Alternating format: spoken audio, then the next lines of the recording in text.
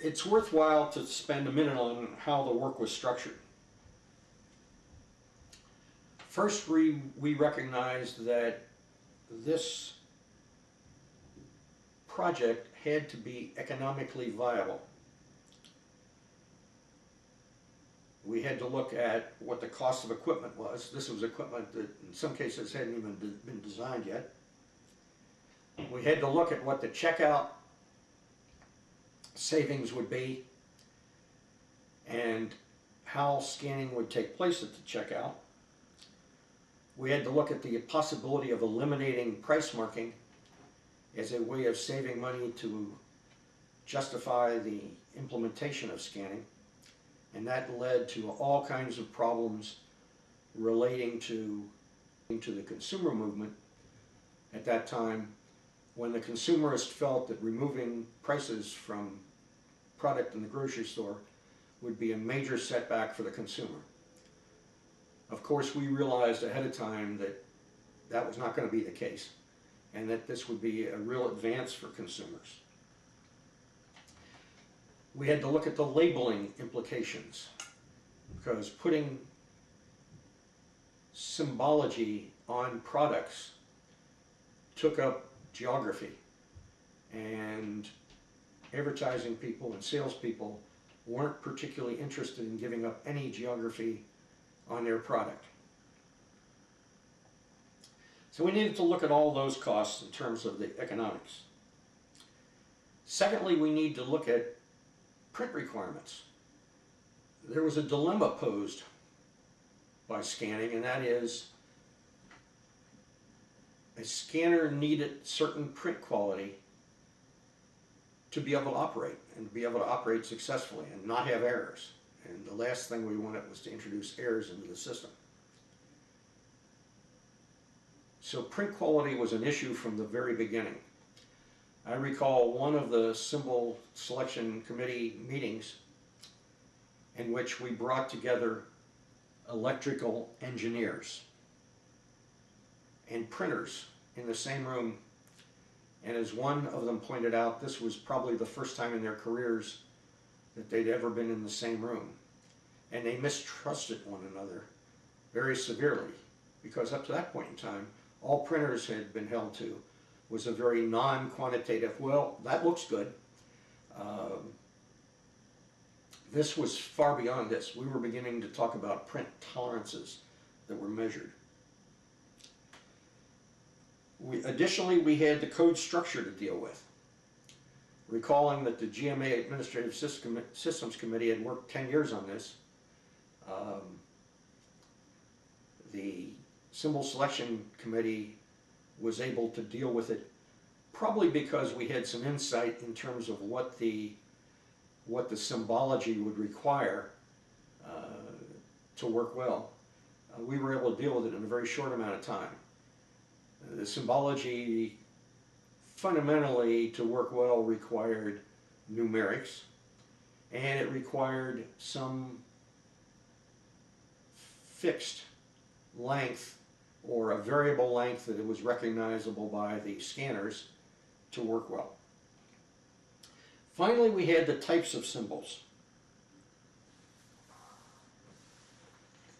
Many people don't know that there were fundamentally a huge number, and I've pulled out my notes from back then, and if I may, I'll read you some of the companies who proposed symbols or had scanners that were designed to use some kind of symbol.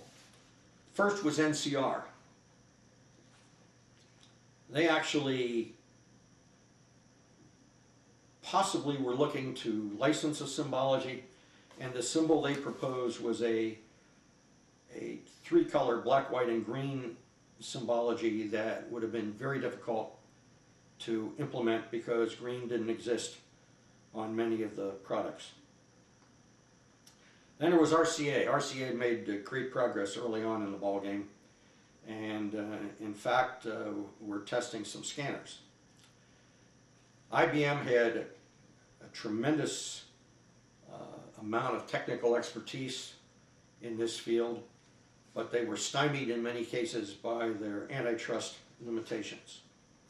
Texas Instruments was also a company that was interested. Singer had a symbol. A company by the name of Resources for Lawyers had a symbology. A company by the name of Caragon also had a symbology that they were proposing. It was a pie-shaped kind of symbol. Lytton, Pitney Bowes Alpex, Zellweger in Europe, Anchor, Dymo, TRW, Scanner Inc.,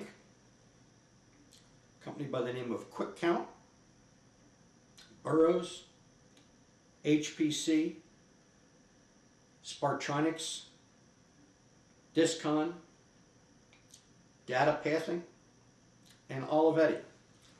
In all, about 21 companies had some interest in this, and we were communicating with all of them. The early decisions included cementing the date to finish,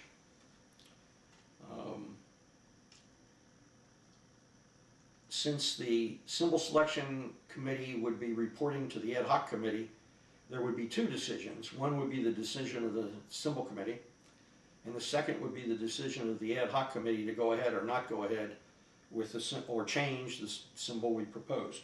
They were in no position to change it, so the whole issue was whether the industry should move forward or not. Another early decision was to divide the problem into task areas. First, we recognized that code should be separated from symbology. We needed to make the code decision, then we could move with some knowledge of what symbologies could do, then we needed to move forward with symbologies. The second was to develop an economic model. This economic model would tell us whether it made sense from a dollars and cents standpoint to move forward with scanning in the grocery industry. Then there were issues, as I mentioned before, on printing.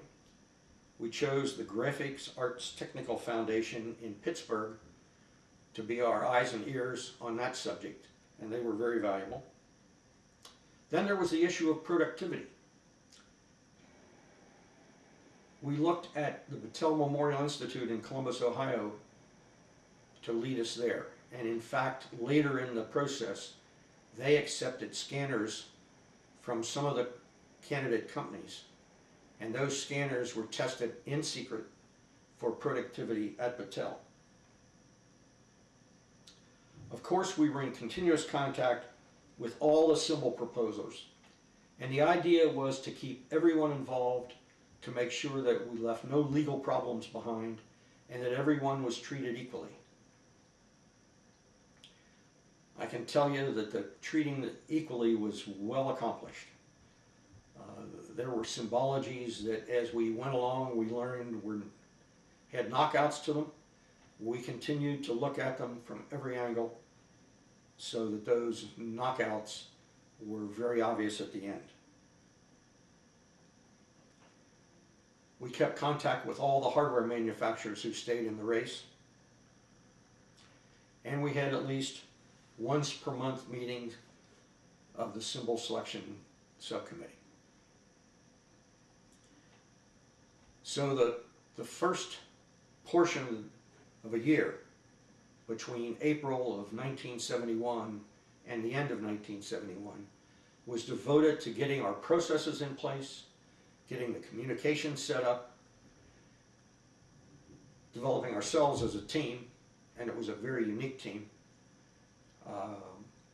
and communicating with everyone who we believed needed to be communicated with, and began to look at how we filled the holes in terms of the economic model so that we could decide whether this made sense at all. I just mentioned that the committee was a fairly unique group of individuals.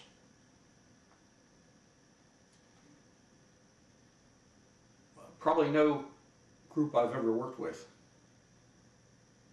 has had the synergy that the symbol selection committee had. It was a truly unique group of people, and their talents fit together like a well put together jigsaw. We probably could have never done what we did without that kind of cooperation, without that kind of understanding of one another, without those kind of cognitive styles that came together and played a big part in what we did. If we hadn't had that, we wouldn't have succeeded. Parenthetically, the Smithsonian Institute hosted the 25th anniversary of the U.P.C. with an exhibit in the Smithsonian and a dinner at the Smithsonian. After that dinner, the members of the committee went back to the hotel bar along with our wives and sat down and relived old times. It was amazing. People still fit together in exactly the same way 25 years later as they did 25 years before. A truly unique group of people who did a fairly unique accomplishment.